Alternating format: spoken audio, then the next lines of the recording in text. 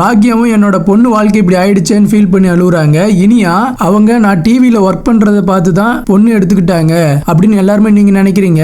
உண்மை அது இல்ல. அம்மாவோட ரெஸ்டாரண்ட் எப்படியா ஒண்ணு சுதாகர் வாங்கணும்ன்றதுக்காக தான் என்ன அவங்க வீட்டு மருமகளா ஏத்துக்கிட்டாங்க. சரினும் அம்மா சொல்றதெல்லாம் நம்ம நம்பி இருக்கணும் அப்படின்னு சொல்றாரு. ஈஸ்வரி நாம இந்த கல்யாணத்தை அவசர அவசரமா நடத்திருக்க தேவையே இல்லை. இவ அந்த ஆகாஷ் கூட போய் பழகினாலதான் இந்த கல்யாணத்தை அவசரமா பண்ண வேண்டியதாயிடுச்சு. பாக்கியா பார்த்து பேசுங்க.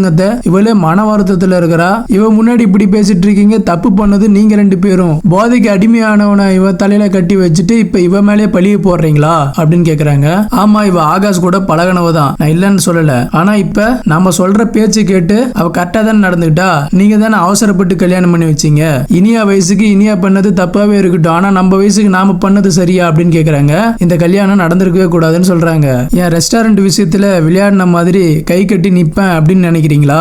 இனியா விஷயத்துல அந்த மாதிரி நடக்காது அப்படின்னு சொல்லிட்டு கோவமா வெளியில போயிடுறாங்க. கோபியும் பின்னாடியே போறாரு. அப்புறம் பார்த்தா சுதாகர் வீட்டுல வந்து நிக்கிறாங்க.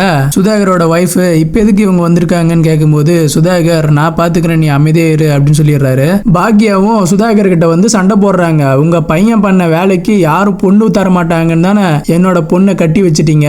எங்களுக்கு எல்லாம் தெரிஞ்சா வருத்தப்படுவோம் தான் எங்க கிட்ட சொல்லாம அந்த பொறுக்கி கூட இவ்வளவு நாள் வாழ்ந்துட்டு இருக்கா. சுதாகரோட வைஃபும் யாரை பார்த்து பொறுக்கின்னு சொல்றீங்கன்னு கேட்கும்போது பாக்கியா உங்க பையனை தான் அப்படின்னு சொல்றாங்க. சுதாகரோட வைஃப் உன் பொண்ணு ஒழுங்கா இருந்தா என் பையன் எதுக்கு இந்த மாதிரி ஆக போறான்? எந்த நேரமும் ஊர் சுத்திட்டு இருக்கிறா. எப்ப வரா எப்ப போறானே தெரிய மாட்டேங்குது. இப்பவும் அவ புருஷனை அரெஸ்ட் பண்ணிருக்காங்க, இன்னும் வீட்டுக்கு வரவே இல்லையே அப்படின்னு சொல்றாங்க சுதாகரோட வைஃப்.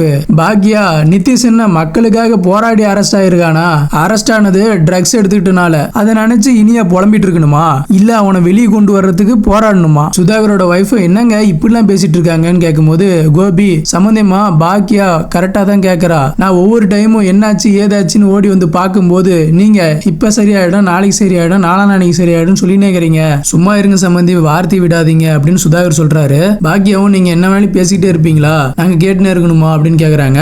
சும்மா இருங்க அப்படின்னு சுதாகரும் கோவத்துல சொல்லிடுறாரு. வாய்க்கு வந்ததெல்லாம் பேசிக்கிட்டே இருக்கீங்க. பணக்கார வீட்டு பசங்கன்னா கொஞ்சம் அப்படி இப்படிதான் இருப்பாங்க. இனியாவின் நிதிஷுக்கு கல்யாணம் பண்ணி வச்சுட்டா அப்பயாவது அவன் கரெக்டா இருப்பானான்னு நாங்க பார்த்தோம். கோபி சொல்றாரு, நீங்க ஆராய்ச்சி பண்ணி பாக்குறதுக்கு என் பொண்ணு வாழ்க்கை தான் கிடைச்சதா? பெரிய மனுஷன் மாதிரியா பேசுற நீ?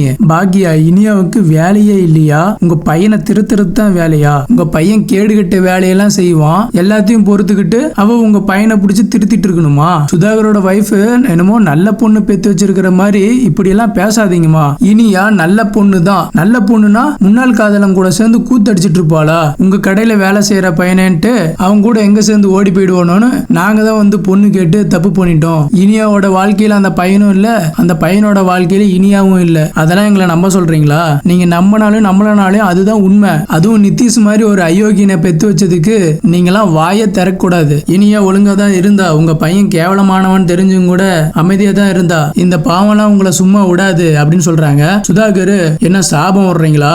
உங்க சாபம்லாம் இங்க பழிக்காது, கிளம்புங்க.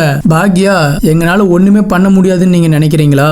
இதுக்கான காலம் கூடி சீக்கிரம் வரும் அப்படின்னு சொல்றாங்க. சுதாகரும் நீங்க பண்றத பண்ணுங்க, நீங்க முதல்ல இங்க இருந்து கிளம்புங்க அப்படின்னு சொல்லிடுறாரு. கோபியும் பாக்கியாவும் கார்ல வந்துட்டு இருக்கும் போது இதுக்கெல்லாம் காரணம் நான் தான், எங்க நம்மள இந்த மாதிரி கேள்வி கேட்டுருவோமோ அப்படின்னு இதெல்லாம் மறைக்கிறதுக்காக தான் அன்னைக்கு பர்த்டே ஃபங்க்ஷன் வச்சிருக்காங்க அப்படின்னு சொல்லிட்டு இந்த கதையை இதோட முடிக்கிறாங்க. நம்ம சேனலுக்கு யாராவது புதுசா வந்திருந்தீங்கன்னா மறக்காம சப்ஸ்கிரைப் பண்ணி பெல் ஐகான் ஆல்ல போட்டுக்கோங்க. மீண்டும் நாளைக்கு சந்திக்கலாம்.